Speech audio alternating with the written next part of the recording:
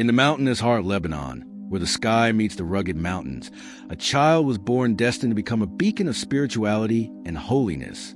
This is the story of Saint Charbel, whose life intertwines with faith, prayer, and an unwavering commitment to God. Saint Charbel, whose birth name was Yusuf, saw the light on May 8, 1828, in the mountain village of Kafra in northern Lebanon. This place, the highest in the entire country, provided an environment of serenity and austerity marked by the harsh living conditions that characterize the Lebanese mountains. Born into a Maronite family, Yusuf was the youngest of 5 siblings in a family known for profound religious devotion. His mother, Brigida Chidiak, was a pious woman who played a crucial role in instilling Christian values in her children. His father, Anton Zera Makhlouf, who worked as an armorer, died when Yusuf was only 3 years old, leaving the family in a vulnerable situation. The premature death of his father had a profound impact on young Yusuf's life, who from an early age showed an inclination toward prayer and spiritual life. His mother, assuming full responsibility for their upbringing, ensured that her children grew up in an environment full of faith and respect for Maronite traditions. Often, Yusuf accompanied his maternal uncle, who was a monk, to church and spent hours in contemplation and prayer, which further strengthened his early devotion and love for ecclesiastical life. Educated in the schools of his village, Yusuf was described by his teachers as a silent, contemplative, and exceptionally devout child. His education was not limited to academics.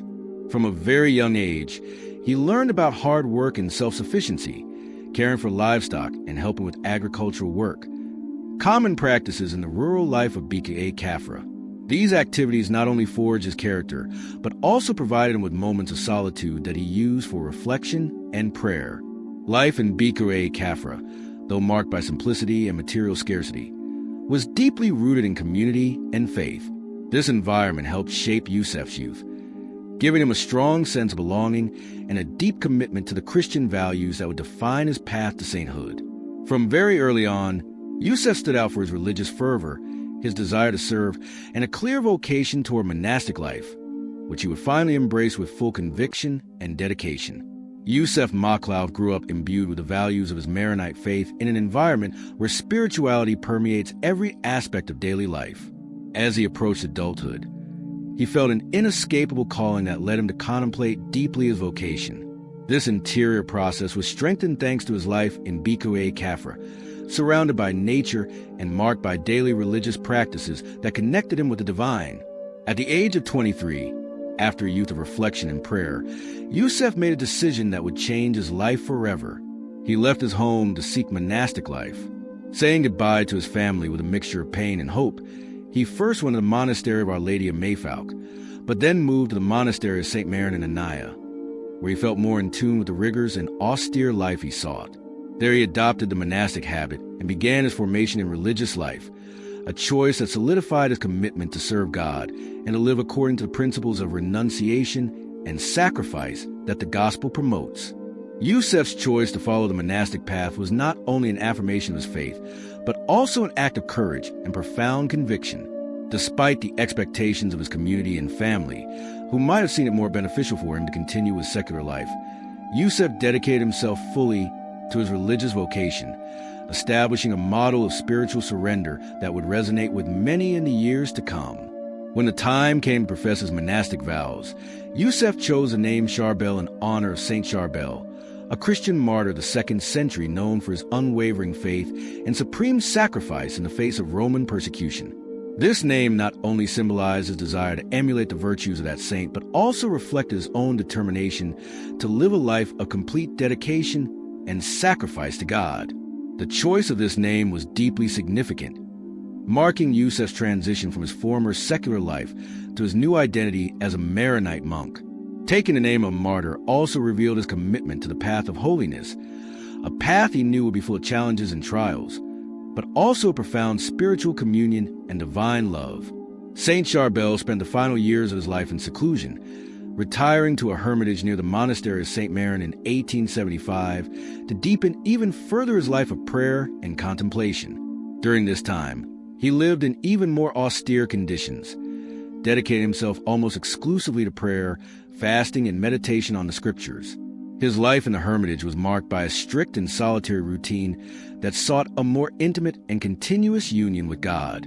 On December 16, 1898, while celebrating the Divine Liturgy, he suffered a stroke that caused his death 8 days later on December 24th. His passing occurred in the solitude of his hermitage, in front of the altar in a posture of prayer, a sign of his devotion and surrender until the last moment. Since his death, Saint Charbel's tomb at the monastery of Anaya became a place of pilgrimage where many faithful have reported miraculous experiences and answers to their prayers.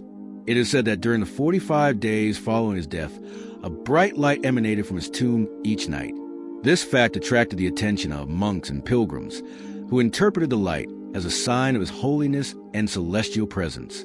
Years later, his body was exhumed and found incorrupt, which further fueled devotion and interest in his figure. The miracles associated with Saint Charbel began to be reported shortly after his death, increasing his reputation as a powerful saint and effective intercessor before God. The intensity and frequency of these miraculous events led many faithful to visit his tomb at the monastery of Anaya, seeking healing and spiritual consolation. One of the most notable and documented miracles occurred in 1950, when a Lebanese woman named Nohat El-Shami, who suffered from partial paralysis and could not walk properly, reported being cured after a dream apparition of Saint Charbel, who applied mud to her neck, the location of her ailment. Upon awakening, she found her cheek dirty with real mud as in her dream, and discovered that she was completely cured.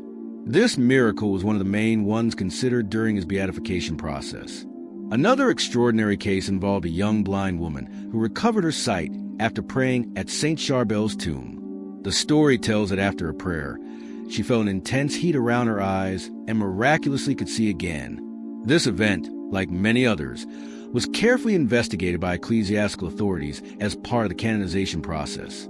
Many other faithful have experienced significant improvements in their health after visiting his tomb or invoking his intercession. Among them are people cured of cancer, neurological diseases, and conditions that have been declared incurable by conventional medicine. In addition to physical healings, many devotees tell stories of how Saint Charbel's intervention has transformed situations of personal crisis, family conflicts, and spiritual challenges.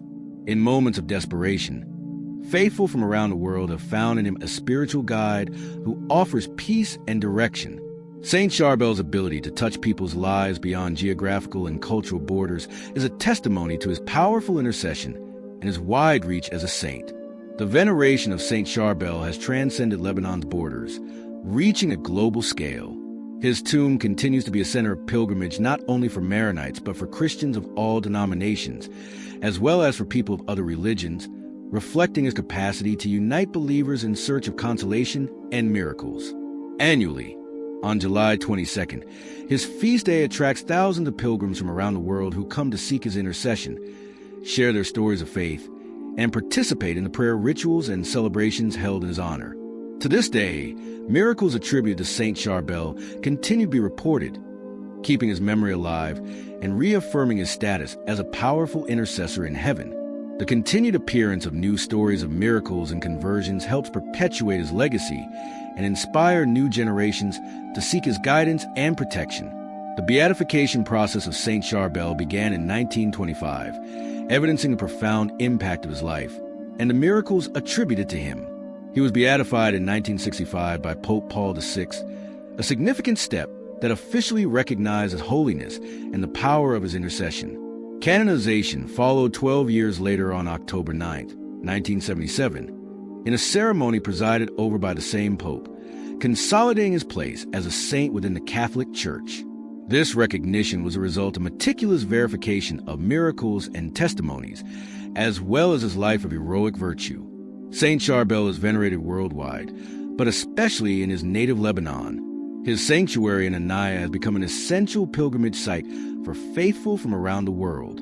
This site not only houses his tomb, but also serves as a spiritual center where pilgrims can participate in prayers and masses and experience the peace that emanated from Charbel's life.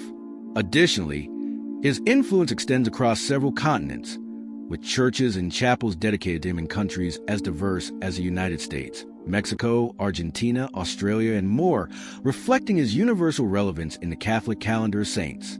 In the calendar of saints, Saint Charbel occupies a unique place due to his ability to unite believers from diverse Christian traditions. His life as a hermit and his absolute dedication to God resonate with a call to deep and personal spirituality in the midst of a world often distracted and materialistic.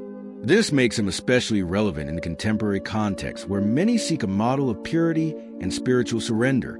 His legacy continues today, resonating through testimonies of faith and miracles that continue to occur. He is considered patron of those who suffer from illnesses and ailments, being invoked particularly by those seeking physical and spiritual healing.